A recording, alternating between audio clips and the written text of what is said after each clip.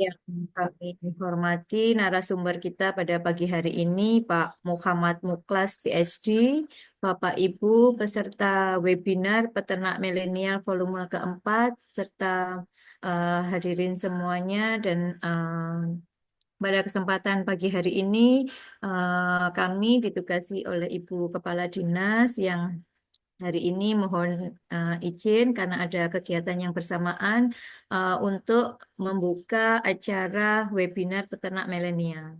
Pada kesempatan yang berbahagia ini, Dinas Peternakan dan Perikanan Kabupaten Magetan kembali mengadakan webinar nanti yang akan mengambil tema terkait dengan pola pemeliharaan sapi perah di luar negeri dengan narasumber Bapak Muhammad Muklas PhD.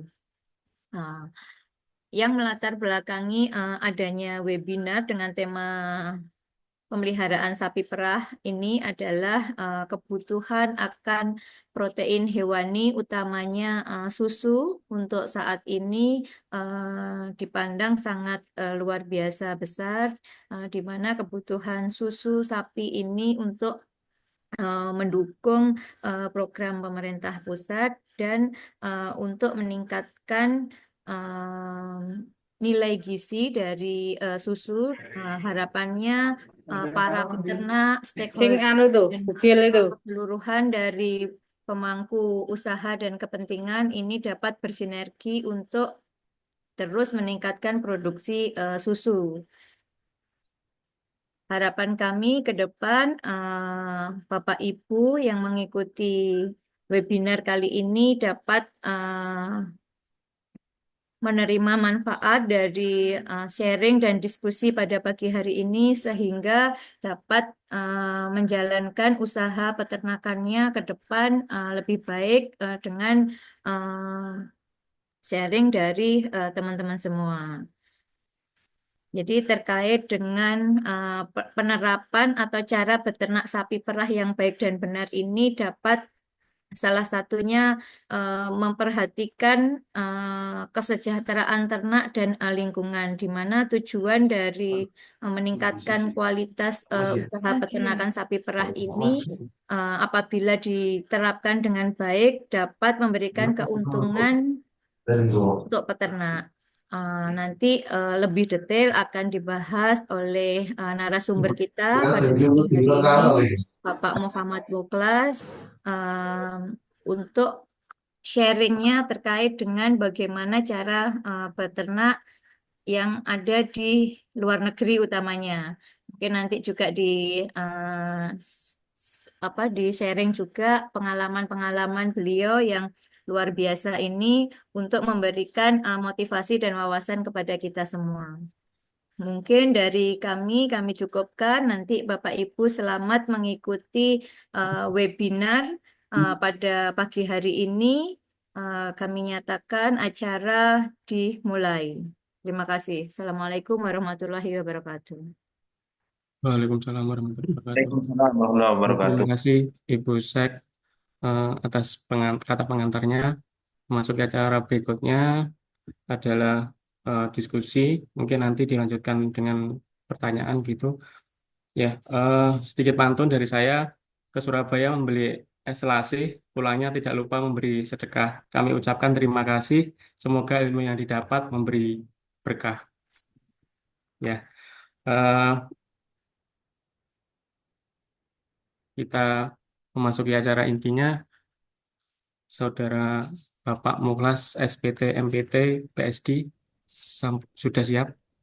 Insya Allah sudah Ya, siap, Pak. eh, Apa suara saya masuk, Pak?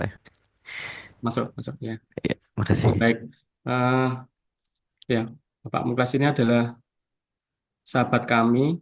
Beliau lulusan dari S1 Universitas Brawijaya, kemudian melanjutkan studi S2 di Universitas Brawijaya, kemudian menempuh program doktoral S3-nya di Conam National University.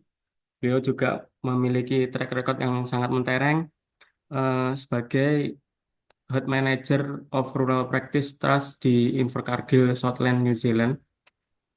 Kemudian spesialisnya Dokter Muklas ini adalah dari cattle, sapi perah, dan pengolahan limbah seperti itu. Oke, baik. Eh, ya, seperti kita ketahui bersama, Dokter Muklas, tantangan sapi perah di Indonesia itu adalah rendahnya produksi susu nasional, kemudian rendahnya pendapatan peternak, kemudian eh, ketika musim kemarau, pakan terutama hijauan itu dirasa sulit. Mungkin nanti kita bisa diskusi bersama eh, inovasi atau inovasi pemeliharaan yang di luar negeri mungkin bisa diaplikasikan di Indonesia itu seperti apa? Mungkin seperti itu, nggih, Dokter Muklas. Iya, terima kasih Mas. Pak, Oke, waktu dan Pak Eko, tempat dipersilakan. apa presentasi saya sudah full screen ya? Mohon maaf, mohon konfirmasinya. Sudah. Sudah full screen. Oke. Ya, sebelumnya terima kasih saya ucapkan selamat pagi. Eh, Terima kasih atas kesempatannya dari dari Ibu Kepala Dinas, kemudian dari jajaran Dinas eh, Kabupaten Magetan atas undangan dan waktunya. Saya di sini ingin sharing saja dan ingin berdiskusi dengan Bapak Ibu sekalian karena memang saya tidak ingin menggarami air laut karena mungkin yang di sini sudah lebih banyak yang berpengalaman dan banyak yang sudah mempunyai banyak ilmu. Eh, jadi perkenalkan nama saya Muklas yang sudah tadi dikenalkan oleh Bapak Pak Eko. Jadi kebetulan saya sekarang sebagai dosen di Laboratorium Ternak Perah di Fakultas Peternakan Universitas Brawijaya. Jadi laboratorium kami ternak perah yang merupakan salah satu ini ya laboratorium ternak perah di universitas yang eh, cukup bisa eh, ya, di Jawa Timur yang kita punya punya visi misi bahwa menjadi pusat pengembangan eh, keilmuan ternak perah di Jawa Timur Sifat dan tentang khususnya dan di Indonesia. gimana sifat tentang sapi Pak? Jadi jadi untuk tema kali ini adalah sharing ya pengalaman saya bekerja ketika saya bekerja di New Zealand sebagai herd manager dan di Korea Selatan saat saya studi S3. Jadi saya juga mengajak mungkin nanti jika Bapak Ibu di yang mengikuti kegiatan berikut yang ingin berkolaborasi dengan kami Laboratorium Ternak Perah, kami sangat membuka lebar entah itu nanti berupa diskusi atau pengembangan materi dan lain-lain. Silakan nanti bisa kita berkolaborasi. Jadi mungkin bisa dikontak melalui kontak person nanti saya akan hubungkan dengan expert-expert yang ada di laboratorium kami. Eh, jadi nanti untuk diskusi pada kali ini nanti kita mungkin akan membahas tentang ya mengenal sistem peternakan subtropika, kemudian strategi pengembangan ternak perah, kemudian model bisnis ternak perah yang berkelanjutan itu seperti apa. Jadi sebelumnya ingin saya mengajak Bapak Ibu sekalian untuk flashback ya. Jadi untuk flashback ke belakang bahwa negara kita ini kan negara tropikal, tapi kenapa kok sapi perah yang notabene-nya itu berasal dari Frisian atau Frisian Holstein ya. Kata dari Frisian Holstein itu berada dari Belanda. Itu memang karena sejarahnya adalah ternak ini eh, diimpor dari negara Belanda pada saat masa penjajahan Belanda yaitu pada abad ke-18. Sehingga ya kita sadari tadi permasalahan utama dari ternak perah kita itu kenapa produksinya tidak sebanding dengan negara asalnya ya karena memang di negara asalnya dan negara kita itu memiliki lingkungan yang berbeda. Lah, oleh sebab itu di topik pembicaraan ini adalah mengenal bagaimana sistem manajemen ternak perah di negara subtropikal seperti di New Zealand atau di eh, mana di Korea agar kita setidaknya mendekati tingkat produksi susu sapi perah di negara tersebut. Nah, karena apa? Karena Indonesia sendiri itu karakter ternak perahnya itu hampir 90% yaitu berasal dari negara subtropikal seperti Australia, New Zealand atau Belanda. Nah, bisa dibandingkan dengan di India, kalau di India sendiri juga memiliki produksi susu terbesar juga. Namun memang karakter negaranya adalah negara tropical. Nah, mereka punya karakter-karakter sapi yang sesuai dengan negaranya tropical gitu. Nah, makanya saya ingin mengajak untuk melihat atau mengintip bagaimana sih manajemen yang saya temukan di negara-negara subtropikal. Yang pertama yang saya garis bawahi adalah pengembangan sumber daya manusia sebagai peternak. Sama halnya dengan program ini adalah peternak milenial ya. Mungkin sekarang akan tergantikan dengan peternak Z ya, generasi alpha, mungkin nanti nanti generasi alpha. Karena di sedangkan di New Zealand itu sudah terstruktur di awal mereka sudah membentuk komunitas dan namanya New Zealand Young Farmer. Jadi karena memang di New Zealand itu hampir 90% itu ekonomi backbone-nya adalah peternakan sapi perah. Jadi kalau Bapak Ibu pergi ke New Zealand itu nanti sepanjang jalan itu adalah peternakan sapi perah gitu. Nah, jadi di sana sendiri untuk ini ya untuk apa namanya pengembangan sumber daya manusianya itu sudah dikaji sejak ini mereka membuat komunitas dengan website kemudian mereka membuat setiap regional mereka membuat diskusi itu ada umur 13-18 itu namanya ada teen age atau teen agriculture muda jadi mereka melakukan kegiatan-kegiatan seperti Junior Young Farmer of the Year jadi penghargaan Junior Young Farmer gitu kemudian lomba-lomba peternak muda seperti FLG Young Farmer of the Year gitu. Jadi sudah dicatat sejak ini, sejak bayi karena sejak bayi mereka sudah harus membantu orang tua di lapangan, di peternakan, kemudian mereka dipertemukan dengan komunitas-komunitas dari umur muda hingga umur eh, mudanya, sehingga lingkungan ini terbentuk. Jadi keilmuannya itu terus berkembang ke generasi-generasi selanjutnya yang kemudian keilmuan dan pengalaman ini berkembang terus. Makanya dari sejarahnya di New Zealand sendiri ternak perahnya itu pun juga dari Inggris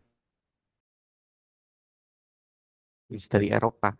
Jadi tanah pengembangan dari kerajaan Inggris yang mana dulunya saat berperang New Zealand ini dijadikan lumbung pangannya. Jadi pangan dikirimkan ke Eropa karena di Eropa saat itu sedang perang sehingga sehingga dihitung dari sekarang sudah umurnya hampir 50 tahun. Jadi memang sistem peternakannya sudah lingkungannya yang menciptakannya. Nah, oleh sebab itu di sistem peternakan kita lah mengembangkan lingkungan ini yang perlu kita tiru untuk ke generasi-generasi peternak selanjutnya.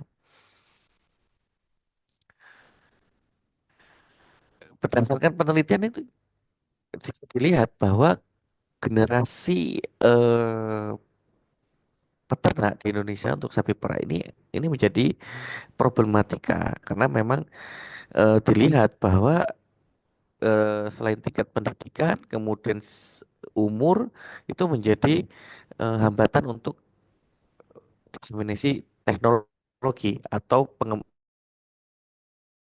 pengaplikasian teknologi ke peternak, sistem manajemen dan lain-lain ke peternak. Eh, Sehingga untuk jumlah ternak pun akan stagnan pada jumlah 2 atau 3 ekor karena sistem peternakannya bersifat hanya sebagai tabungan. Kemudian peternaknya ya ilmu penurun-penurun tanpa ada pengembangan selanjutnya. Ini menjadi problematika sistem peternakan kita di Indonesia. Nah, ini adanya perlunya pengembangan peternakan, yaitu dengan sistem yang masih tradisional, yang mana masih banyak kita temukan kurang higienis. Jadi kemarin banyak menjadi sorotan ketika ada mandi susu, yaitu adalah penolakan dari IPS. Sedangkan IPS juga melihatkan bahwa kualitas susu dari peternak kita itu masih kurang. Ya kalau kita tinjau kembali pada sistem manajemennya, ya sistem pemerahan, kemudian kebersihan kandang, kemudian sistem manajemen pakan, kita masih perlu banyak pengembangan gitu. Sehingga nanti ketika ada pengembangan SDM yang baik, diharapkan nanti ada sistem modern, kemudian penerapan teknologi yang cukup eh, bisa diterima ketika peternak muda tadi. Makanya untuk kegiatan webinar peternakan milenial ini semoga menjadi bibit nantinya ke depannya eh, penerus sistem peternakan sapi perah di Indonesia. Nah, gitu.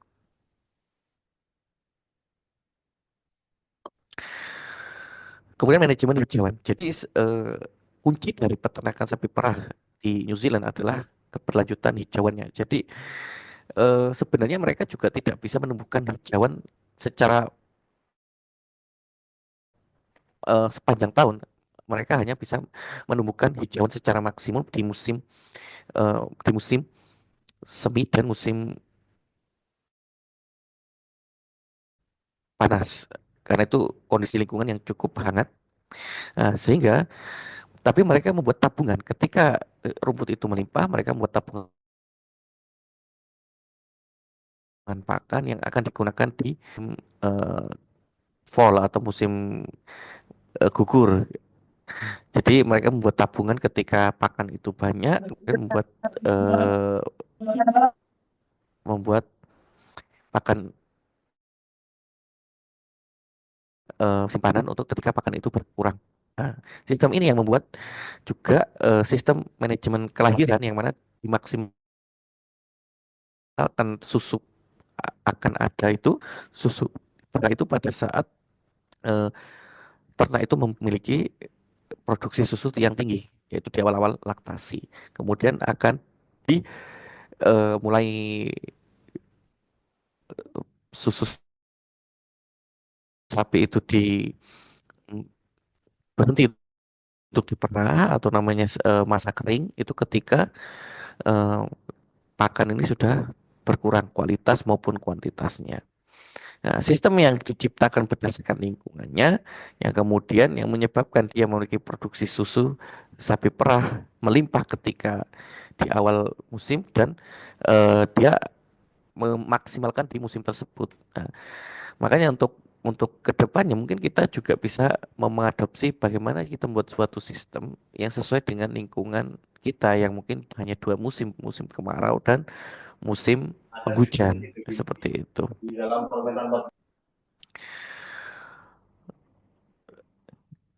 Ya, manajemennya pun kita harus membuat manajemen yang simple.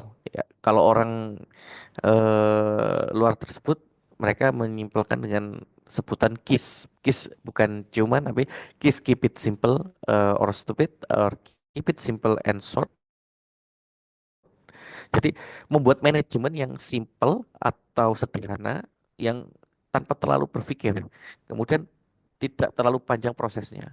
Nah, ini adalah kunci dari keberhasilan di aplikasi di peternak gitu. Nah, oleh sebab itu pakan itu menjadi eh, persoalan utama ya. Jadi untuk membuat peternakan berkelanjutan, pakan ini gitu, pakan diutamakan. Kemudian ada pengenangan limbah. Nah, ini salah satunya. Yang gambar pertama ini adalah perairan di Korea. Kemudian gambar pertama, kedua dan ketiga ini adalah gambar sungai di New Zealand. Di New Zealand itu termasuk salah satu selain pertanian.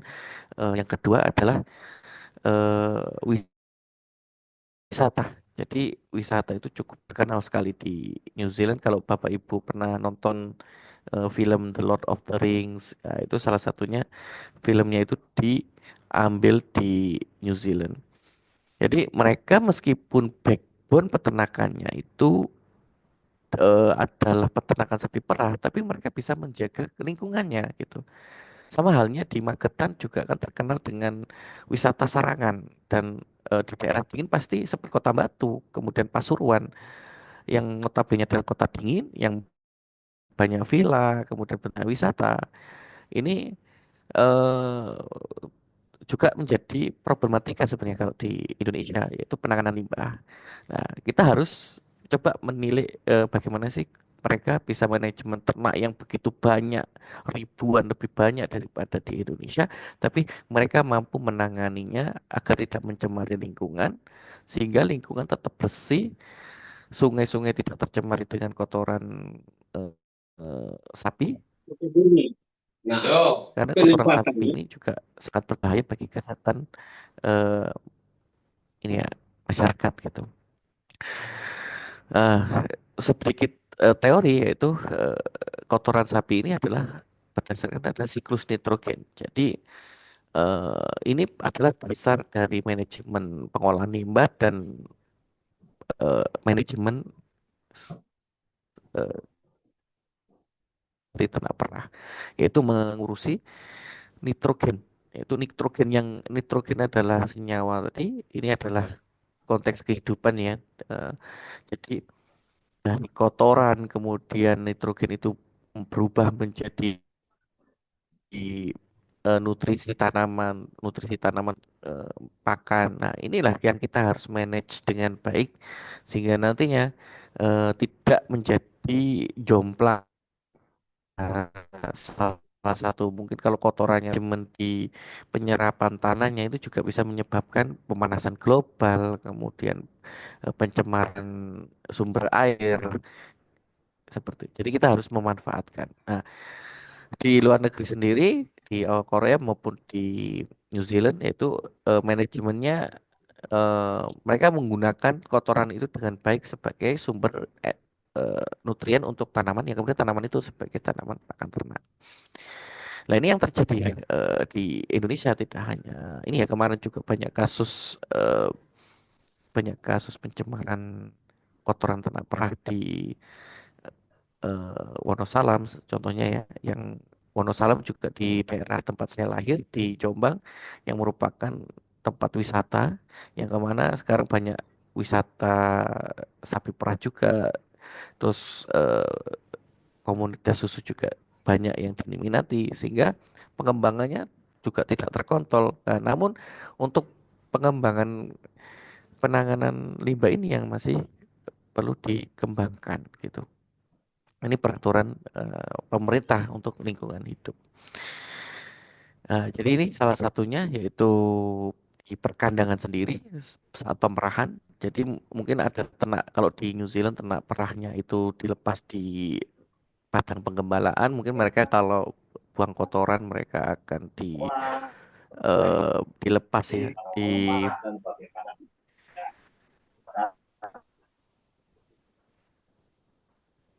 ya. Jadi kotorannya itu eh, apa namanya di padang penggembalaan. Tapi ketika kita juga melakukan pemerahan, mereka juga akan membuang kotoran di cow shed ya di tempat pemerahan tersebut.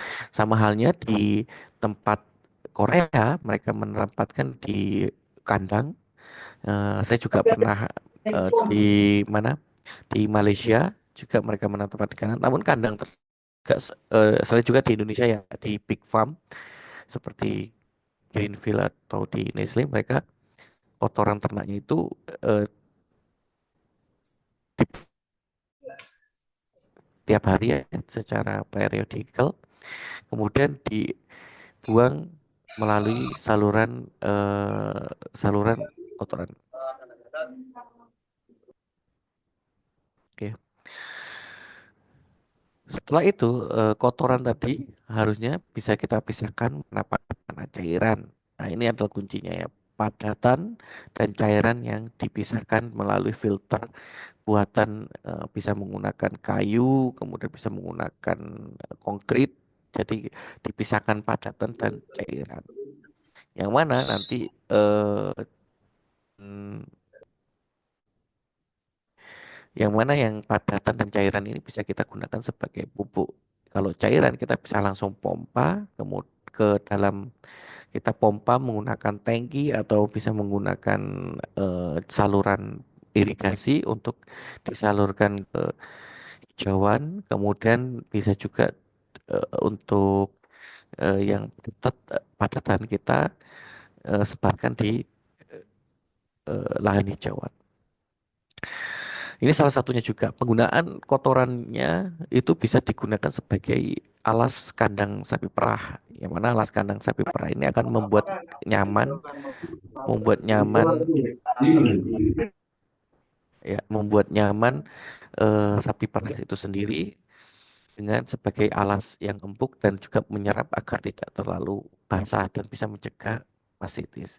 Salah satunya ada yang peternakan besar menggunakan alat pengering ya sebagai backing. Kemudian untuk penampungan tadi seluruh cair ditampung dalam kolam besar. Ya, kolam besar ini yang mana biasanya banyak menggunakan ini ya penampung seperti di eh, pengolahan limbah kelapa sawit yaitu cairan ditampung dalam kolam kemudian digunakan untuk flushing. Jadi untuk menghemat kebutuhan air eh, kebutuhan air di penggunaan untuk memflashing atau membersihkan kandang itu bisa dimanfaatkan kembali untuk cairannya tadi. Kemudian bisa dimanfaatkan sebagai pupuk organik atau pupuk sumber urea terhadap peningkatan produksi hijauan. Ini sebagai nitrogen pakan hijauan. Sehingga penyediaan hijau ya Han melalui proses yang sederhana, simple dan short ini sebenarnya adalah kunci untuk keberlanjutan peternakan sapi perah di Indonesia yang perlu banyak kita sebarkan ke peternak-peternak itu manajemen bagaimana menciptakan manajemen yang sederhana. Kemudian kelebihan hijauan yang sudah kita dapatkan dari sumber nitrogen tadi kita bisa simpan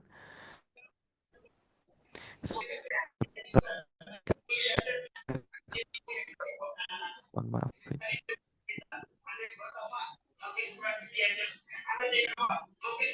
bocor ya suaranya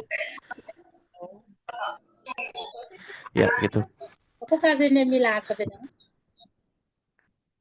Terus kemudian untuk ini kebetulan adalah penelitian eh, doktoral saya di Korea, penggunaan zeolite dan penggunaan biochar ini sebagai eh, pengikat nitrogen di dalam tanah ini sedang banyak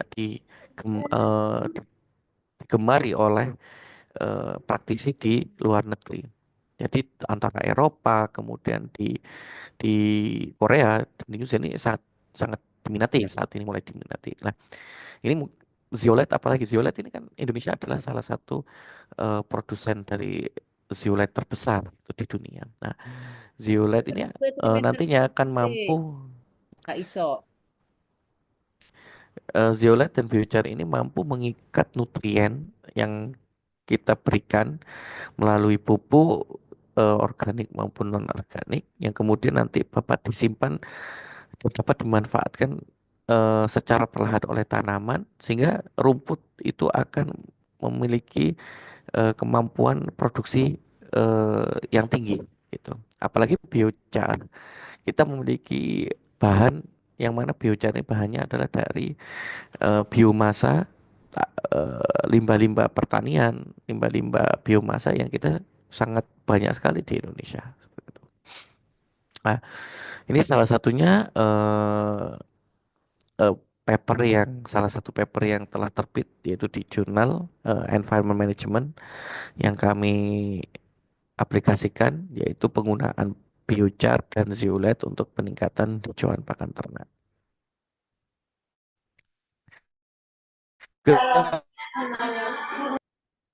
Itu teknologi inovasi vermifilter, yaitu teknologi pengembangan peternakan sapi perah terintegrasi dengan peternakan cacing ya. Jadi menggunakan nutrien dari limbah ternak perah tadi cacing, apalagi yang cair tadi digunakan sebagai sumber pakan dari cacing tersebut, yang mana cacing banyak digunakan untuk pakan ternak atau pengobatan dan lain. Ketika diinkubasi dalam eh, media penanaman cacing ini, ternyata dapat efektif menurunkan eh, kadar berbahaya, mungkin kayak yang tidak yang mengganggu kesehatan itu cukup signifikan gitu. Yang mampu kita nanti bisa menurunkan kayak kadar nitrogen, kemudian BOD, COD yang nanti ketika itu kita bisa manage dengan bagus, air yang berlebih yang tidak kita gunakan bisa kita buang ke sungai seperti itu. Kemudian pupuk padatan bisa digunakan menjadi pupuk tambahan untuk apa ini ya, untuk pupuk padatan ya, pupuk organik. Kemudian salah satunya sekarang juga kami penelitian saya dan riset grup dari kami yaitu pengembangan hijauan sapi perah untuk tahan kekeringan. Itu kita tahu bahwa musim panas di Indonesia dan kemudian terkadang kita juga di ada terdapat ini ya bencana kekeringan di beberapa daerah sehingga pengembangan hijauan tahan kekeringan ini seperti Brassicanthus kemudian nanti ada alfalfa tropical alfalfa ini menjadi salah satu pengembangan hijauan ternak ke depannya. Untuk model bisnis ternak sapi perah, selalu saya juga mengambil salah satu contoh. Eh, Ternak di Indonesia, apalagi di sapi perah saat ini masih terlalu berkembang di daerah Pulau Jawa ya dan Sumatera. Karena memang pertama kali ternak itu diimpor ke Jawa di Pasuruan. Nah, namun untuk daerah saat ini di Pulau Jawa juga semakin sempit. Nah, ini perlu manajemen yang baik dan kemudian bisnis model yang baik juga. Salah satunya bisnis model Dagu Dairy, mungkin Bapak Ibu bisa melihat di Instagramnya beliau di Dagu Dairy, Dagu_Dairy, yang mana peternaknya itu asli orang Australia yang menikah dengan orang Indonesia, yang kemudian mereka membuka peternakan di Jawa Barat, terus kemudian mereka melakukan manajemen praktis yang baik, yang mana peternakannya itu berkelanjutan, gitu. Kemudian untuk Sirukam Dairy Farm juga di Instagramnya juga sering juga memberikan tips dan trik bagaimana mereka mengaplikasikan manajemen limbah, kemudian hijauan, kemudian untuk produksi susunya di Sumatera Barat seperti itu. Ya, terima kasih. Mungkin kita lanjutkan dengan diskusi eh, dan mungkin akan banyak kolaborasi nanti dengan Bapak Ibu ke depannya. Kami sangat menerima dengan buka. Terima kasih. Saya kembalikan ke moderator. Baik, terima kasih Pak mungkin atas materi yang disampaikan menarik ya. ada beberapa poin yang saya catat yang bisa di ATM, adopsi, tiru dan modifikasi, terutama terkait dengan perbaikan manajemen ya, dari yang tradisional menjadi modern dan eh, apa namanya peternakan yang Wah, berkelanjutan. minta link absennya Bang. Yang satu Hmm. aku Monggo bagi Bapak Ibu yang mau bertanya silakan bisa lewat kolom chat atau resen. Baik, ada yang bertanya dari Pak Johan.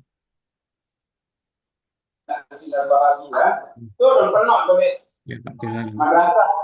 Ini Terima dari kasih peternakan Pak Mo. Lombok. Ya, silakan Pak Johan. Suara saya kedengaran? Ya, kedengaran. Apakah kedengaran? Jelas, jelas, Oke, jelas. terima kasih Pak moderator, Pak Eko, dan Pak Muklas ini. Kami sebenarnya bersahabat nih, satu alumni. Nah, kemungkinan kita punya kesibukan masing-masing dan tugas masing-masing. Nah, mungkin saya langsung saja pertanyaan saya. Nah, pola-pola pemeliharaan sapi perah atau manajemen sapi perah yang ada di New Zealand maupun di luar negeri itu mungkin ada pola-pola tradisional, ada pola semi tradisional, apakah dia modern? Nah, di negara kami ini di Indonesia lah negara ini kan menggunakan pola-pola tradisional dan semi tradisional. Nah, untuk manajemen sapi yang saya soroti adalah pertanyaan saya ini kan sistem perkawinannya ini. Eh, Bapak moderator, Bapak narasumber, sistem perkawinan yang ada di Indonesia ini apakah sama sistem perkawinan yang ada di luar negeri? Kalau kami di Indonesia kan menggunakan petugas IB gitu perkawinannya. Nah, saya pengetahuan saya perkawinan sapi ini kan di umur 9 bulan ini kan sudah birahi dia. Dan ada di umur 9 bulan ini atau umur 10 bulan atau 12 bulan ini dia sudah melakukan perkawinan pertama.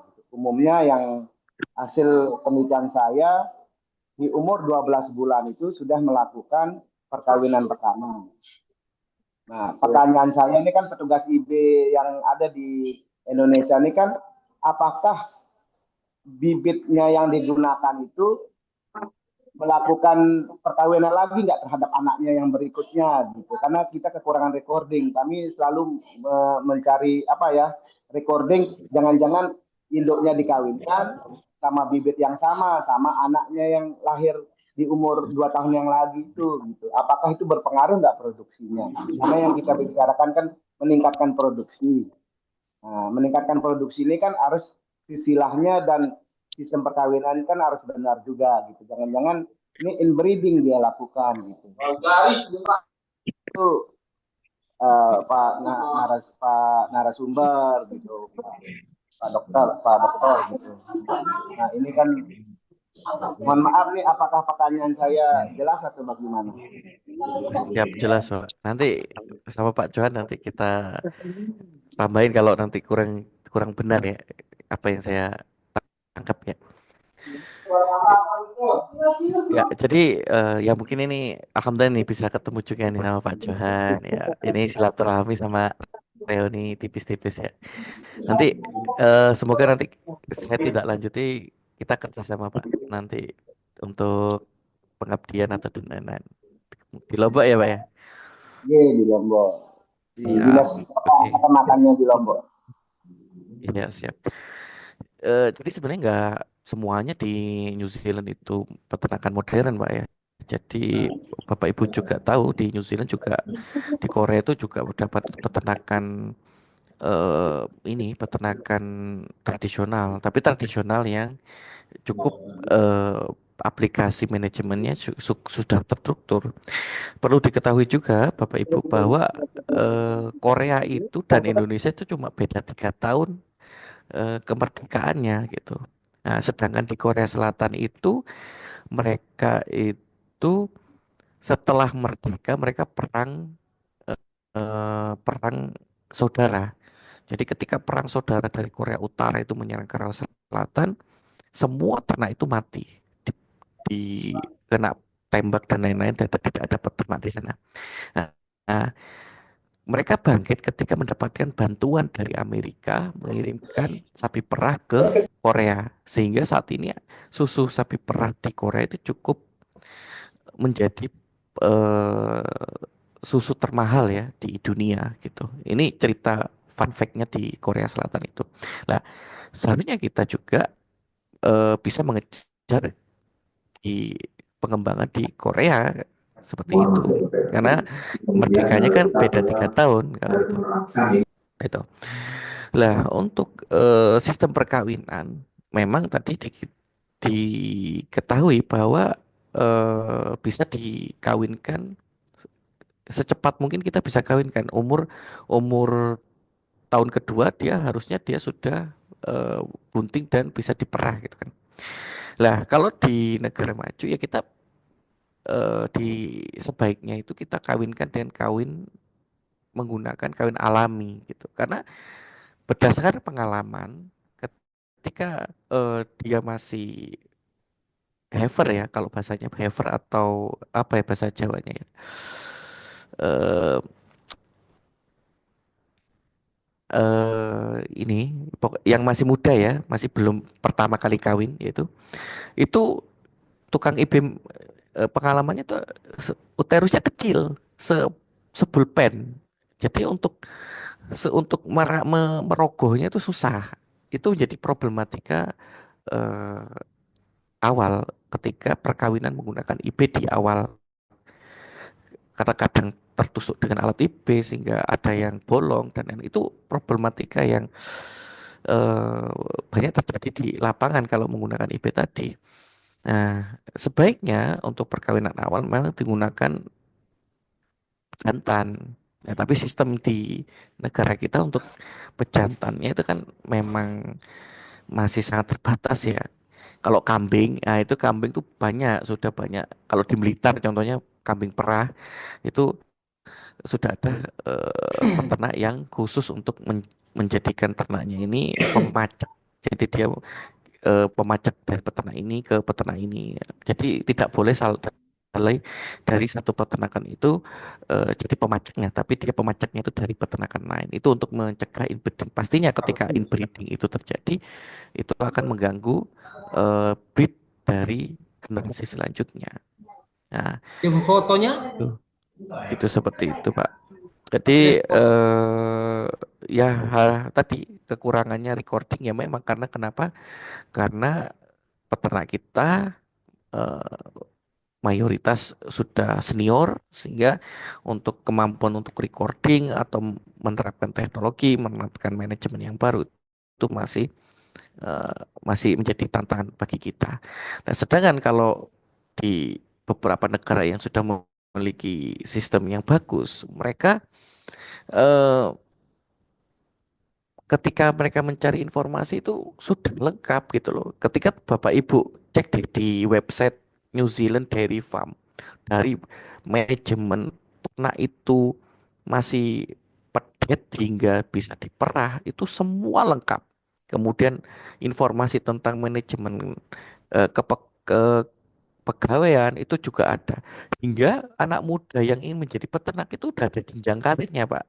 Jadi kayak contoh saya kerja di New Zealand dulu sebagai asisten head manager selama 2 tahun. Tahun ketiga saya sudah head manager. Setelah head manager, saya bisa menjadi manager. Setelah manager, saya bisa jadi farm manager hingga menjadi owner. Sudah ada jenjang karirnya. Nah, untuk menggapai jenjang karir tersebut, pemerintah sudah menyiapi jenjang pendidikan yang bisa sambil kerja. Jadi, ketika kita pergi ke negara tersebut, meskipun kita tidak S1, tapi kita hanya kerja jadi anak kandang, kalau kita mau belajar step by step, kita bisa setara anak S1 atau sudah menjadi pengalaman di peternak di negara maju seperti itu, Pak.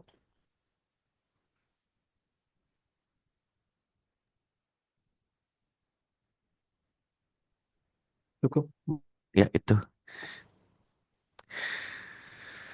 Kemudian cukup ya, Pak, ya, Pak John, atau mungkin ada yang ingin di feedbackkan? Suaranya masih mute, Pak John.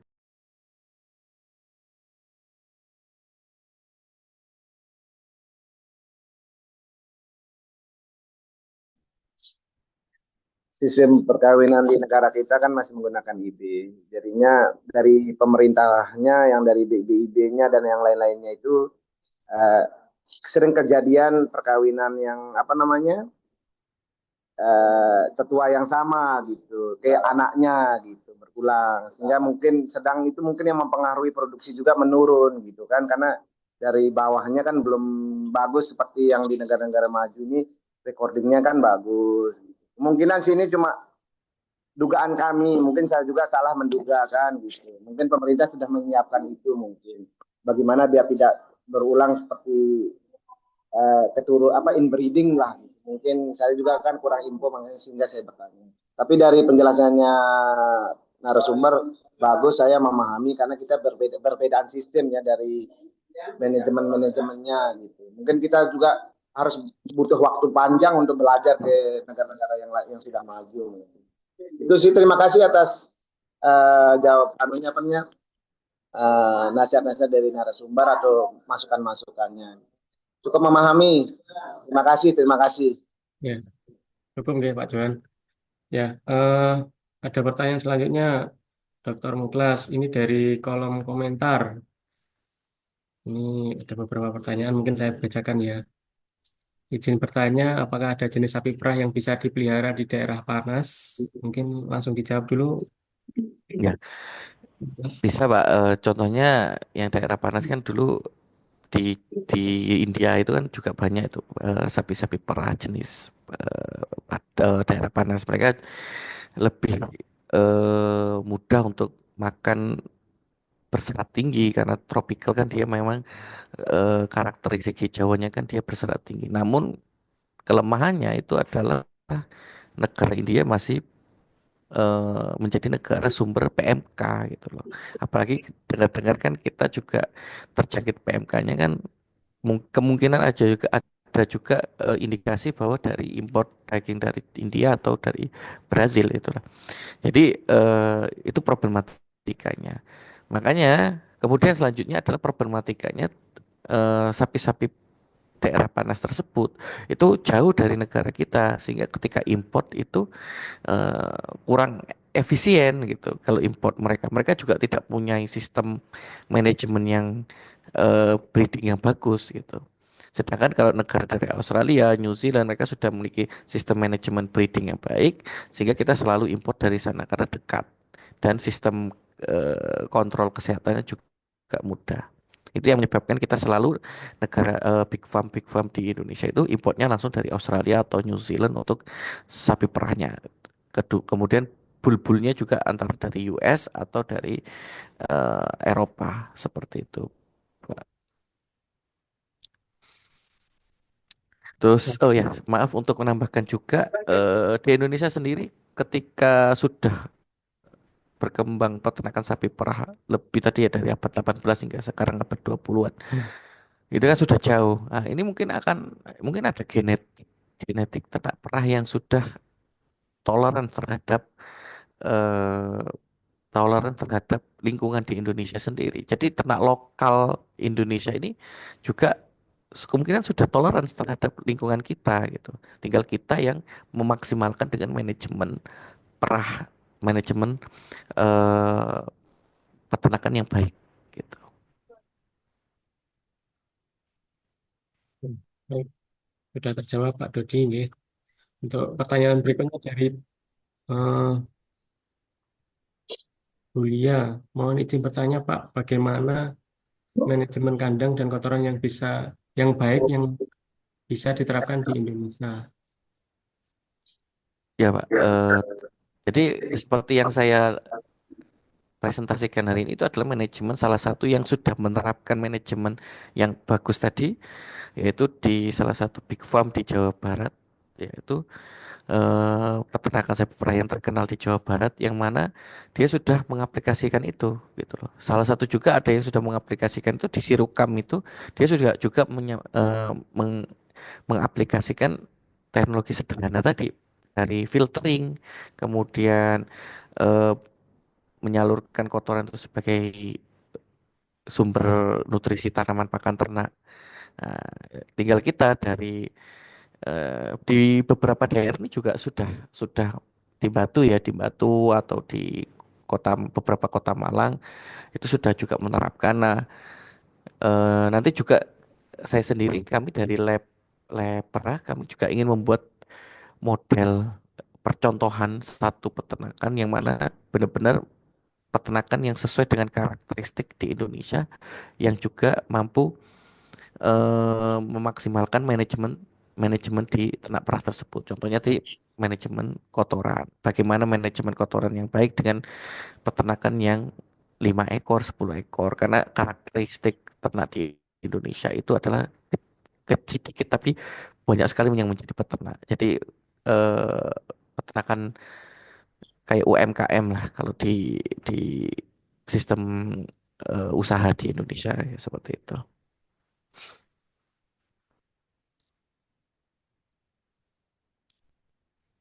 Baik, cukup. Eh, oke, Bapak Ibu peserta webinar, kami ingatkan kembali untuk form absensi nanti kita cantumkan di kolom komentar. Dan bagi Bapak Ibu peserta yang aktif dan beruntung nanti dari panitia menyediakan door prize seperti itu, nggih. Baik, untuk pertanyaan berikutnya ini dari Dinas DKPP Pacitan, Dinas Ketahanan Pangan dan Pertanian Pacitan. Mohon izin bertanya, Pak, terkait dengan sistem manajemen pakan yang ada di New Zealand, manajemen pakan dan pemeliharaan di New Zealand dan Korea Selatan, adakah yang dapat diadaptasi dan diterapkan untuk peningkatan produksi dan kualitas susu sapi di Indonesia yang merupakan daerahnya lebih ke tropis? Terima kasih. Ya, kalau di pengalaman di Big Farm tadi, dia menggunakan hijauan, dia trial ya hijauan, dia ngambil hijauan tropical dari Thailand, Mombuso, kemudian dikembangkan untuk sapi perahnya, kemudian juga mengembangkan tepung jagung sebagai pakan. Nah, memang tepung jagung lah yang terbaik di New Zealand, di Australia itu juga banyak menggunakan tepung jagung yang mana digunakan untuk pakan ternak sapi perah gitu. Jadi bisa menggunakan tepung jagung tersebut untuk pengembangan dan sistem yang saya gambarkan tadi di presentasi. Ya, mungkin kalau nanti butuh pendampingan lebih lanjut bisa kita berkolaborasi ke depannya Bapak dari Pacitan tadi ya.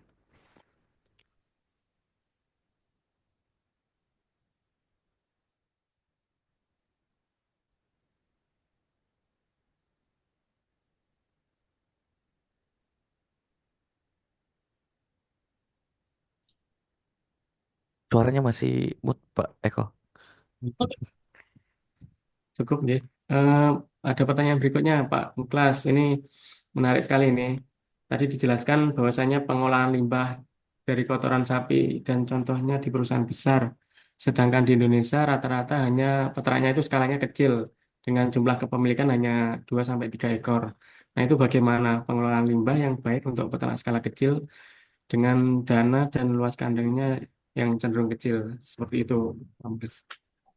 Ya, memang ini agak tantangan ya untuk peternak kecil, tapi malah lebih mudah kita memanajemennya untuk sistem peternakan dengan kapasitas yang tidak terlalu banyak, dengan filtrasi yang lebih sederhana. Kemudian untuk sistem keuangannya dengan pembangunan itu kita bisa menggunakan sistem koperasi ya seperti koperasi apa pada umumnya gitu koperasi apa KUD. Kalau di luar negeri itu KUD ya peternak sebenarnya. Sedangkan kalau di Indonesia kayaknya agak sedikit berbeda ya bahwa KUD itu berdiri sendiri dan peternak adalah mitranya. Tapi kalau peternak itu bergabung menjadi koperasi yang baik, saling membantu untuk pengembangan lahan hijauan contohnya olah bersama, kemudian sistem apanya tadi pengolahan limbah cairnya sebagai itu bisa sewa truk truk penyedot, kemudian disedot per per peternak kemudian disalurkan pada lahan yang sama yang besar tadi, itu bisa di model seperti itu sebenarnya. Cuma memang tantangannya adalah mungkin ada konflik sosial dan lain-lain. Tapi kalau untuk manajemennya ya seperti itu, Pak. Sebenarnya lebih mudah sebenarnya gitu.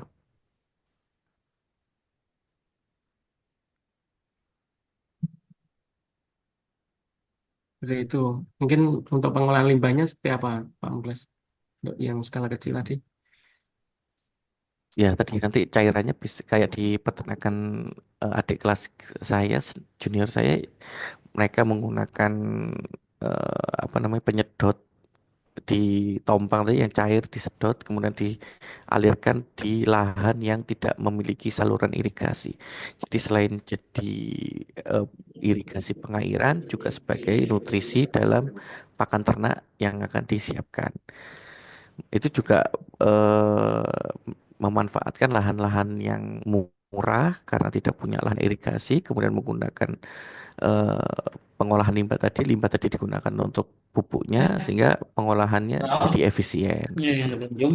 Nah, Jalan. Jom. Hari iya. Itu Pak.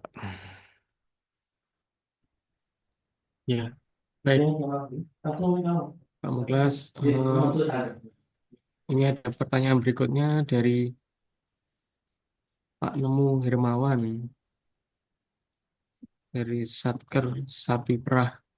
Ya, sistem pakan kita menggunakan konsentrat untuk menyeimbangkan kekurangan asupan protein dari hijauan. Sedangkan di luar negeri, apa seperti itu? Mungkin langsung Ya, saja. Mas.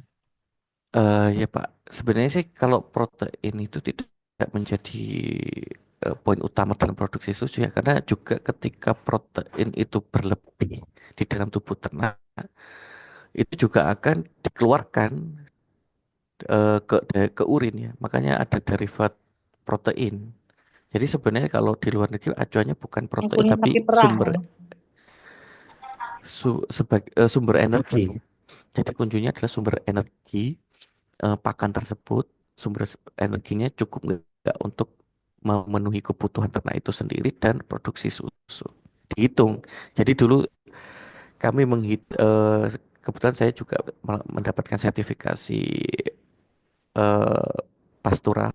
Jadi kita hitung ternak itu berjalan dari kandang sampai ke mana berapa joule, kemudian pakannya berapa joule, apa sudah sesuai dengan energi balance-nya untuk ternak gitu. Jadi mungkin nanti untuk pakan kalau di big farm itu juga dihitung balance energi energi pakan dengan kebutuhan ternak itu dihitung apakah balance-nya cukup untuk memenuhi dan produksi susu atau kurang. Makanya kalau di Indonesia karena hijauannya masih kurang ditambahin konsentrat untuk meningkatkan sumber energinya tadi.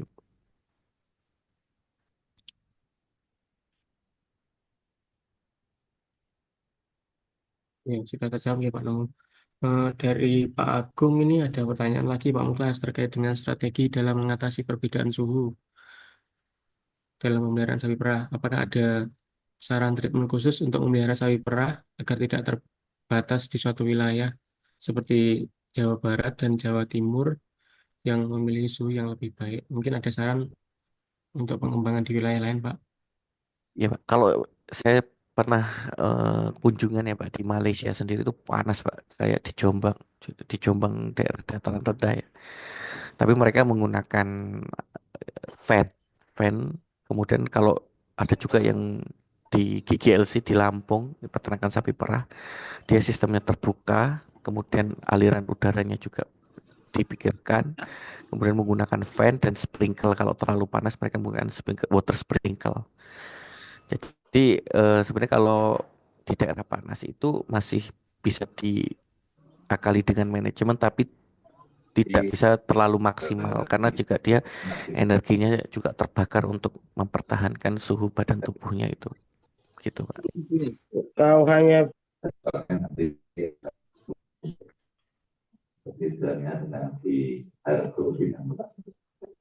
mungkin itu yang Baik, jadi ke modifikasi perkandangannya gitu ya, Pak Muklas, terkait dengan penanganan perbedaan suhu gitu. Ya, digunakan kipas. Kipas itu biasanya ada fan. Fan kayak di broiler, di peternakan broiler kan juga mereka menggunakan kipas. Kemudian sistemnya terbuka, tidak tertutup kandangnya seperti itu, Pak. Oh iya, siap. Untuk perkandangan di sini di luar negeri itu sudah menerapkan sistem closed seperti itu, Pak Muklas, atau bagaimana? Close house masih terlalu mahal untuk di Indonesia, tapi kalau di Arab kan mereka sudah sistem full close house. Kemudian di Korea itu dia bisa kalau musim panas dia buka, kemudian kalau musim dingin dia tertutup gitu. Jadi close house juga kalau di eh, mana di Korea gitu. Hmm, mahal juga ya investasinya. Ya, baik, baik. Ini ada dari LM Aswad Salam. Izin bertanya, Dr. Muklas, seperti apa sistem manajemen pembibitan breeding sapi perah di Korea dan New Zealand? Populasi sapi perah di Indonesia itu masih sedikit dan populasi terbanyak terdapat di Pulau Jawa. Iya, karena di negara-negara Korea ya di New Zealand sendiri kenapa mereka sudah tercipta lingkungannya Pak. Jadi mereka sudah punya perusahaan-perusahaan pembibitan sendiri, perusahaan eh, peningkatan apa namanya IB sendiri itu yang menyebabkan mereka sangat mudah. Jadi kalau peternak di sana seperti kita hanya memasang puzzle-puzzle yang sudah ada. Sedangkan di Indonesia kita harus membuat puzzle-nya itu. Jadi kadang-kadang kita yang harus mencocokkan sendiri eh, puzzle-puzzle itu. Eh, jadi sedangkan di Korea sendiri karena dia memang karena banyak bantuan ya dari negara-negara karena sekutu, makanya dia banyak bantuan dana untuk pengembangan dari US, kemudian dari Australia itu juga yang menyebabkan dia cepat berkembangnya. Ya, kalau di Indonesia sendiri mungkin ke depannya juga akan mulai berkembangan, mungkin arahnya ke Sumatera karena saat ini Sumatera juga sudah mulai banyak pengembangan untuk sapi perah. Nah, kemudian nanti masuk ke Sulawesi, mungkin akan juga ke Kalimantan. Jadi memang agak pelan, tapi saya lihat perkembangannya ada gitu.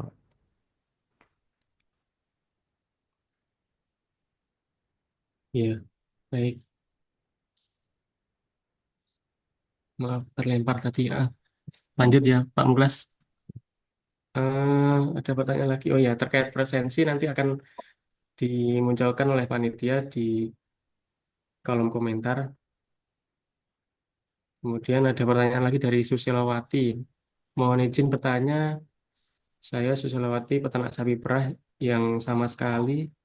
Yang saya pertanyakan kami terkendala produksi susu yang belum maksimal dikarenakan pakan konsentrat yang dari mitra tidak konsisten komposisinya dan kami juga menanggulangi dengan pakan tambahan yaitu ketela sama rambanan tapi juga kurang maksimal terkendala jumlah bahan dan pertanyaannya pakan konsentrat yang baik itu yang bagaimana komposisinya lanjut kalau di New Zealand beberapa produksi susu sapi ketika babon bunting 6 bulan karena kami punya babon bunting 6 bulan tinggal 3 liter per hari. Dan paling bagus satu ekor sapi mana misalnya berapa bulan dari kelahiran pertama. Itu Pak Muklas ada 3 poin pertanyaan mungkin. Ya, ya, poin pertamanya Pakan, itu adalah ya memang itu pakan. konsentrat yang berbeda itu akan menghasilkan produksi susu yang berbeda juga, Bu. Kemudian kalau di makanya kalau di negara-negara tersebut mereka menumbuhkan pakannya sendiri. Jadi hijauannya mereka tumbuhkan sendiri. Nah, ini untuk pembuatan pakan rambanannya ini kan kita juga bisa sebenarnya untuk mengatasinya dengan menumbuhkan pakan legum, kemudian pakan sumber protein, sumber serat kita olah sendiri. Cuma ini nanti satu bahasan yang lain ya. Mungkin lain lain bahasan mungkin kita bisa membahas lebih dalam tentang manajemen pakan pada ternak sapi perah di tropical di suhu yang panas. Kemudian untuk ini ya, bunting 6 bulan ya. Kalau 3 liter sih kami udah langsung kita stop karena itu pakan sama pakan sama apa namanya, produksi susunya wis gak sumbut atau gak sesuai dengan kita hitung, tidak BEP lah gitu. Jadi sistemnya kita tuh harus melakukan pengembangan. Contoh sapi yang bunting tadi kan dia kan akan melahirkan yang menjadi generasi selanjutnya. Kalau memang mereka dalam pengalaman kita ternak itu tidak, produksinya tidak bagus, ya kita cutting. Kita harus berani cutting. Kita datangkan yang lebih baik lagi gitu. Jadi tiap tiap season ya, tiap kalau kita ngomongnya season ya, atau tiap kelahiran itu kita evaluasi lagi. Oh, selama eh, produksi susu pada tahun ini, ternak ini bagus, berarti kita lanjutkan tahun berikutnya. Oh, tahun yang ini tidak begitu bagus, maka kita cutting atau kita buang. Maka yang nantinya produksi susu mungkin 80% produksinya bagus, nanti pelan-pelan kita punya herd atau kawanan sapi yang memiliki kualitas yang bagus. Jadi pelan-pelan kita harus evaluasi, kemudian kita kembangkan lagi, evaluasi, evaluasi. Tiap tahun kita lakukan evaluasi. Gitu. Terus kemudian paling bagus 1 ekor sapi mana selanjutnya berapa bulan dari kelahiran pertama. Maksudnya ini ya, kelahiran pertama dikawinkan kapan ya? Kalau di tempat kami dulu 2 tahun kedua sudah dikawinkan gitu. Jadi tahun pertama eh, masih kita kembangkan heifernya, karena heifer ini termasuk pengembangan heifer atau pedit ini adalah poin utama ya dalam pengembangan ambing, kualitas itu jadi krusial. Jadi poin utamanya yaitu kita kembangkan dari tahun pertama, tahun kedua, setelah tahun kedua itu kita kawinkan melalui kawin alami dulu gitu, untuk agar tidak terjadi kerusakan organ reproduksinya gitu. Gitu. 3 poin ya sudah. Terus Ya, baik. Eh, Kemudian ada pertanyaan berikutnya, Pak Muflas. Ini dari Bu Indah Arya Stuti. Apakah ada intervensi pemerintah Korea terkait dengan standar budidaya sapi perah yang baik? jadi di sana itu ada lembaga namanya Holsteins. Holsteins ya. Holsteins ini dia memang pengembangannya eh, ya tidak ada intervensi terlalu mengatur ya, tapi dia punya lembaga sendiri yang mana dia pengembangan sapi perahnya, dia terafiliasi dengan Global Holstein. Jadi ada komunitas Holsteinnya. Baru-baru ini mereka mengirimkan sapi perahnya ke Nepal ya, untuk membantu Nepal. Jadi ya mereka juga melakukan pengembangan sapi perah sendiri gitu. Setelah dulu dibantu US, mereka melakukan pengembangan sendiri gitu. Atau mungkin ada sesuatu yang lain gitu ya, yang Ya, itu untuk Bu Indah. syarat kombinasi begitu Dan, adalah ya. Kemudian ada pertanyaan lagi, Pak Muflas, dari Muklis Subang. Izin bertanya, sebaiknya berapa lama untuk melakukan replacement stock untuk sapi perah? Coba. Ya, replacement stock ya itu kita setiap tahun produksi itu kita harus evaluasi.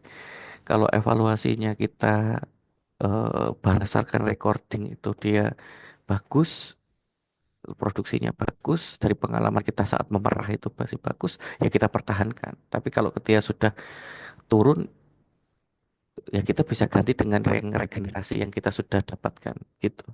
Jadi kalau di kami dulu kita hitung, eh, ketika kita punya 10 ekor sapi, kita IB pada bersamaan berapa persen conceptionnya atau kebuntingannya. Kalau 80%, nah, yang dua nggak bunting ya kita buang langsung. Kemudian kita gantikan dengan replacement yang dari tahun kemarin. Jadi setiap tahun itu consumption rate-nya tuh naik. Kita hitung gitu. Ya mungkin agak agak kurang bisa saya jelaskan ya karena ini konsepnya ke teori teori peningkatan breedingnya. Nanti nanti saya coba buatkan tulisan untuk menghitung tingkat meningkatkan replacement stoknya, meningkatkan kualitasnya. Mungkin nanti bisa saya share ke Pak Eko untuk di share ke Bapak Ibu gitu. Oke, baik Pak Muklas. Berarti nanti materi bisa di-share ya Pak Muklas. Ya, siap. Ya, siap. Ini ada pertanyaan lanjutan, ada pertanyaan titipan untuk jenis sapi yang dipelihara untuk di negara New Zealand dan Korea itu apakah sama? Kemudian untuk produksi susunya itu berapa per harinya gitu. Pak Muklas. Dari Ya, eh, kalau untuk Karangrejo. petanya kan hampir sama ya. Di Korea pun sebenarnya dulu mereka punya sapi perah lokal, tapi karena perang saudara itu habis sapinya itu. Dia dibantu dari Amerika waktu itu. Jadi Amerika punya program bantuan kapal Noah program Noah program. Jadi dia mengirimkan ayam, kambing, ternak untuk ke Korea untuk memulai peternakannya baru lagi. Lah,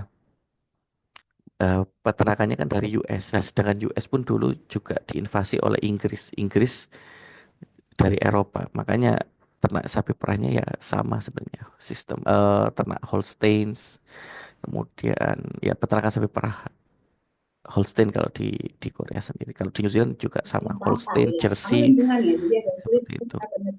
Terus produksi susu rata-rata ya masing-masing peternak berbeda per ekornya. Kalau dulu ada yang tergantung umur dan masa laktasinya berapa, laktasi keberapa ya. Jadi masing-masing ternak memiliki karakter yang berbeda-beda, produksi yang berbeda-beda. Tapi yang pernah saya apa namanya lihat sendiri ya itu dalam satu hari itu dia bisa 40 liter gitu. Jadi kami memerah sapinya itu hampir 20 liter per pemerahan. Jadi pagi 20 liter, sore 20 liter, 40 liter ya. Ada yang 45 liter. Itu ada yang sampai ambingnya itu besarnya segini gitu.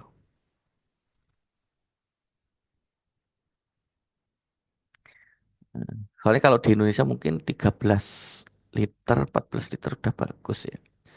Rata-rata mungkin 10 hingga 11 liter kayaknya kalau di Indonesia. Ya, baik, Pak Muklas. Ya,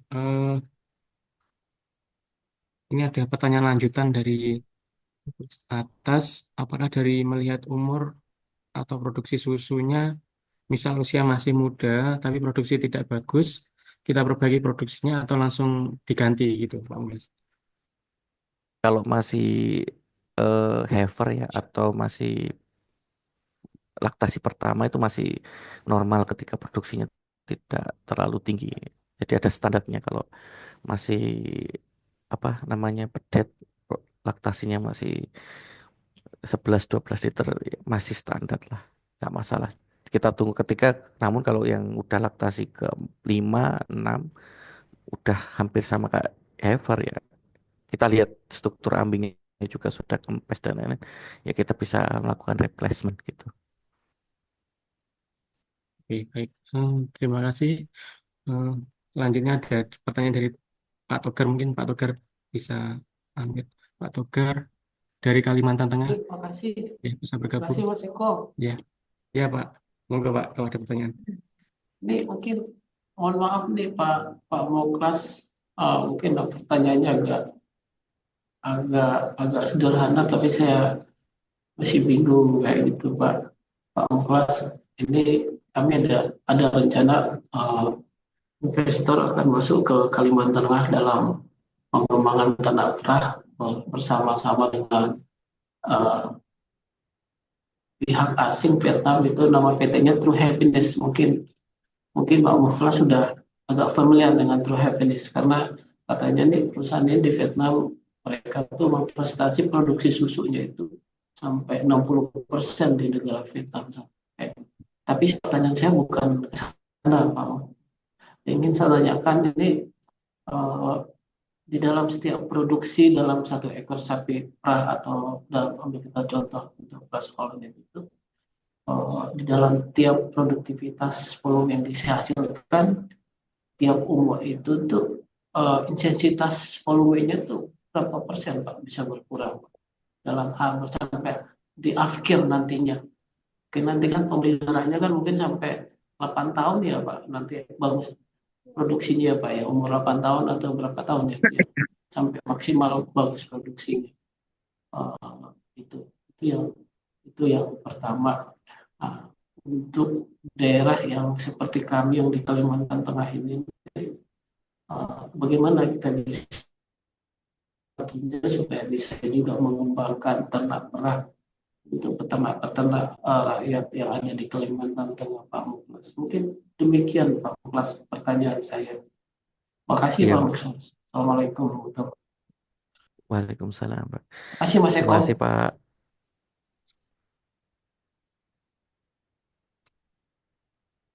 Ya, itu Pak Mulas mungkin langsung dijawab Ya, atau terima kasih Pak Togar tadi.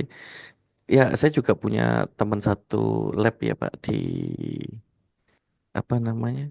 Teman satu lab di eh, Vietnam. Saya juga ditawarkan untuk visiting ke perusahaan tersebut oleh teman saya waktu itu.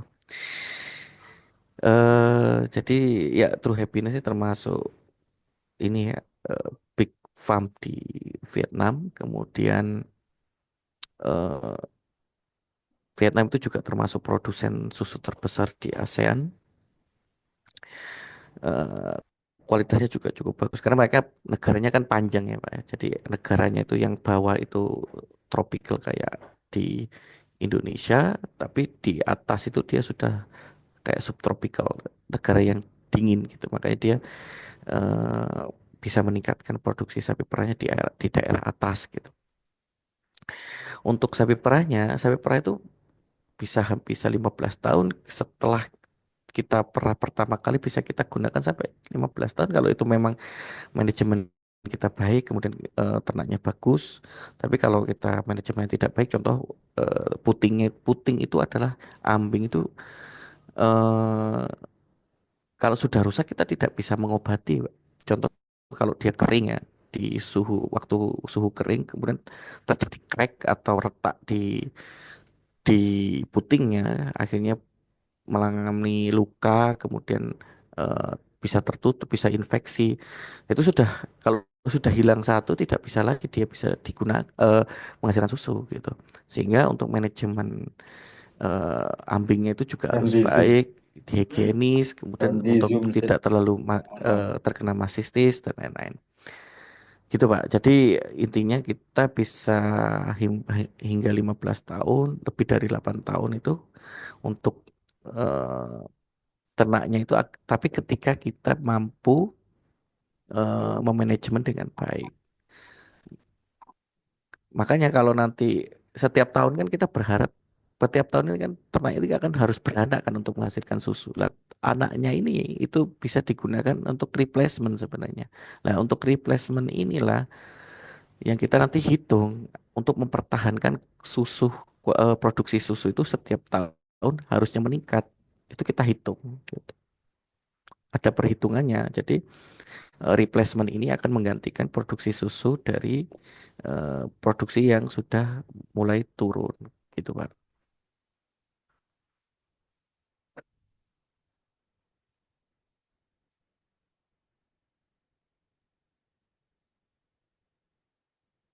Ya, ya, yes, Pak Togar. Makasih Pak Muklas.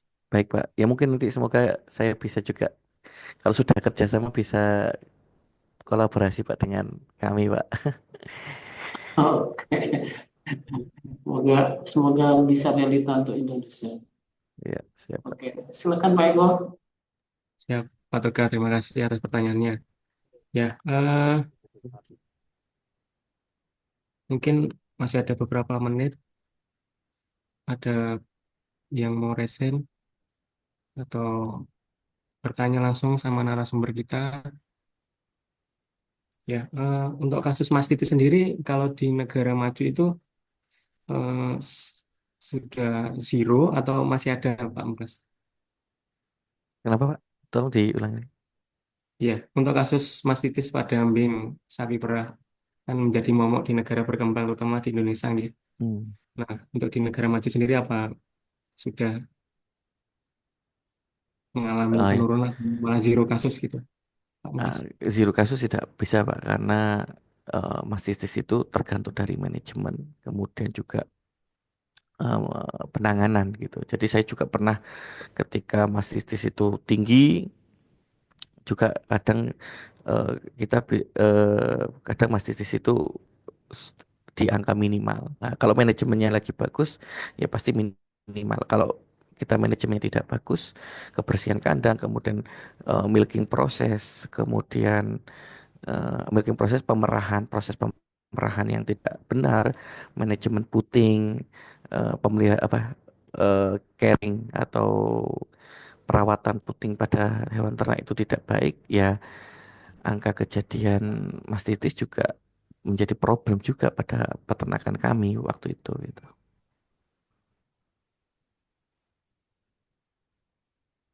Baik, baik. Terima kasih Pak Muklas. Ya. Ya, gitu. Bapak Ibu peserta, mungkin masih ada beberapa menit lagi sesi diskusi kita. Barangkali ada yang bertanya. Ya, Kemudian juga kami ingatkan saya juga ingin sambil nambahkan ya tadi lagi ya, Pak Muklas. yang saya kemarin waktu visitasi di peternakan sapi perah di Malaysia, kebetulan teman angkatan saya juga teman sekelasnya Pak Eko, Pak Eko Sentiko ya, yang jadi manajer di sana. Jadi di Malaysia sendiri itu juga subtropical ya, tapi dia sangat minimal sekali untuk angka kejadian mastitisnya dikarenakan manajemen kandang yang bersih, kemudian ternak yang diperah Oke. dengan baik dan manajemen pemerahan yang baik. Jadi eh, bagus sekali sih meskipun daerah tropikal gitu.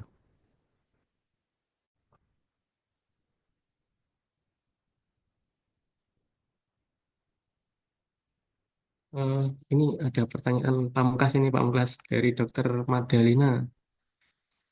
Apakah di luar negeri ada pemeliharaan sapi perah yang diwajibkan punya pastura? Kemudian berapa minimal luasan pastura yang harus dipunyai oleh tiap peternak? Mungkin itu Iya, Pak Muklas. kalau di tempat eh, New Zealand pasti kita yang pertama itu punya lahan hijauan dahulu, baru kita hitung berapa ternak yang mampu kita tampung gitu. Jadi hitung lahan hijauannya dulu, baru ternak yang kita tampung.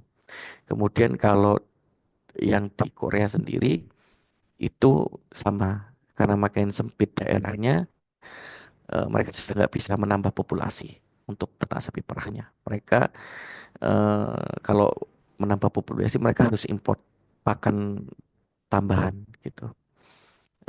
Sedangkan di Malaysia itu di peternakan yang saya kunjungi dulu tuh mereka import hijauan alfalfa gitu dan dari Australia hijauan rumput sumber protein eh, dan mereka menghitung dari lahan lahan yang mereka miliki hijauannya agar dia tidak kelagapan nanti untuk memenuhi pakan sapi perahnya. Jadi mereka sudah hitung-hitungan di awal berapa pakan hijauan yang mereka miliki, berapa kemampuan kapasitas ternak yang mereka eh, dapatkan. Makanya problematika di lapangan juga bagi peternak yang tidak memiliki lahan hijauan, lahan hijauan yang dia dapatkan kan tiap harinya mereka kasihkan berbeda, kadang banyak, kadang sedikit. Nah, itu mempengaruhi produksi susu yang dihasilkan. Gitu. Kualitas hijauan dan kuantitasnya juga berbeda, produksinya juga berbeda. Nah, sebaiknya sih kita sudah hitung-hitungan di awal perencanaan yang baik, produksi yang kita targetkan, berapa jumlah ternaknya, hijauan yang kita siapkan, kemudian nantinya kita bisa membuat strategi-strategi manajemen yang baik karena setiap peternakan tuh memiliki karakteristik manajemen yang berbeda. Mungkin manajemen di Batu tidak cocok untuk di Pasuruan, Pasuruan juga belum tentu cocok diterapkan di Magetan seperti itu. Milenial. Terima kasih. Ya Baik. minimalnya ya dok. Gitu. Ya, ada Hanya, maksimalnya kalau ya ya. Hanya ya, memang harus mempunyai padang pengembalaan atau pasture untuk persediaan pakan begitu ya.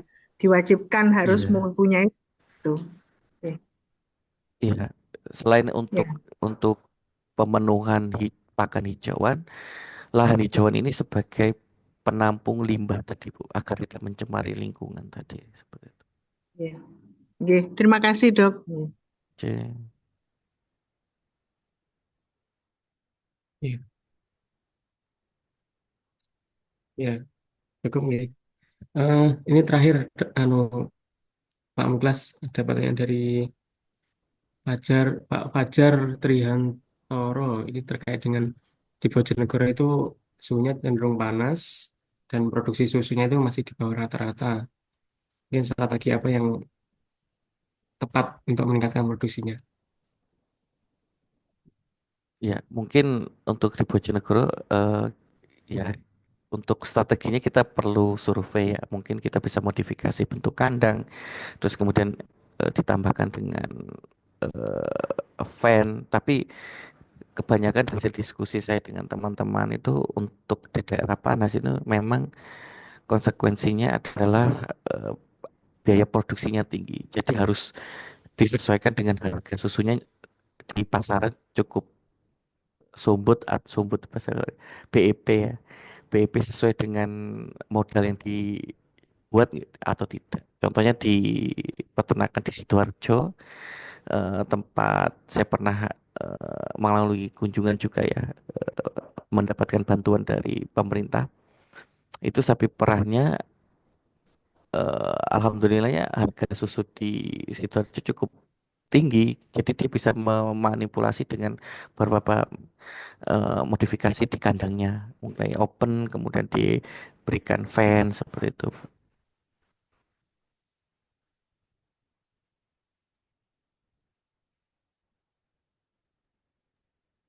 Ya, ada penambahan kipas gitu ya, Ya, Pak penambahan kipas Muklas. ya Perkembangan. sama halnya dengan ayam broiler. Kayak ayam broiler kan sebenarnya kan ayamnya kan dari Eropa, kemudian kita import apa namanya eh, breednya ya, brand parent stocknya. Nah, untuk membuat lingkungan yang baik kita berikan kipas dan ya, itu tapi biaya produksinya cukup tinggi. Baik, begitu nih Pak Fajar. Jadi modifikasi dari perkandangannya dulu mungkin ya. Jadi mungkin perkandangannya climate control, jadi climate control suhu ya. Jadi mungkin suhu yang bisa eh, cekaman panas, yang bisa menurunkan cekaman panas tentunya juga ada alat namanya kipas. Dan mungkin ada spray gitu ya Pak Muklis ya. Mungkin bisa mengurangi cekaman panas dari suhu yang cenderung tinggi. Eh, Baik, kita memasuki acara penutup ya. Mungkin ada closing statement dari Pak Muklas selaku narasumber. Sebenarnya sih bukan statement ya. Ya mungkin tadi kembali ke awal tadi mungkin kalau nanti Bapak Ibu ada sesuatu yang ingin dikonsultasikan, kemudian ingin mengajak kerjasama, kami sangat membuka sekali eh, komunikasi tersebut. Jadi jangan sungkan-sungkan untuk menghubungi kami ketika nanti ada sesuatu yang ingin ditanyakan, dikonsultasikan. Ya, kami saat ini berusaha nanti akan membuat materi tentang pengembangan peternakan sapi perah, kemudian manajemen-manajemen praktis sapi perah di daerah tropikal yang mungkin bisa di-share untuk Bapak Ibu dan peternak-peternak di daerah masing-masing. Seperti itu, Pak. Ya, Pak Muklas, terima kasih banyak atas materi yang disampaikan. Pak Muklas masih bergabung? Ya. Eh, ya, kami ingatkan kembali bagi Bapak Ibu peserta yang baru bergabung untuk link absensi kita buka sampai jam 12 nih. Nanti bagi Bapak Ibu peserta yang sudah mengisi link absensi bisa mendapatkan sertifikat, dan bagi pemenang door prize nanti akan dihubungi oleh pihak panitia seperti itu nih. Hmm, baik, kita memasuki acara penutup. Terima kasih sekali lagi Pak Dr. Muklas atas materi yang disampaikan, sudah berkenan berbagi ilmu dan pengetahuan dan pengalamannya. Semoga ilmu yang disampaikan menjadi amal jariah dan ladang pahala bagi Pak Dr. Muklas. Gitu. Dan pula semoga ilmu yang telah disampaikan bermanfaat untuk kita semua bagi peserta webinar Peternak Milenial volume ke-14. Terima kasih. Sedikit pantun dari kami. Kesarangan bersama kekasih, tidak lupa makan sate kelinci yang enak rasanya.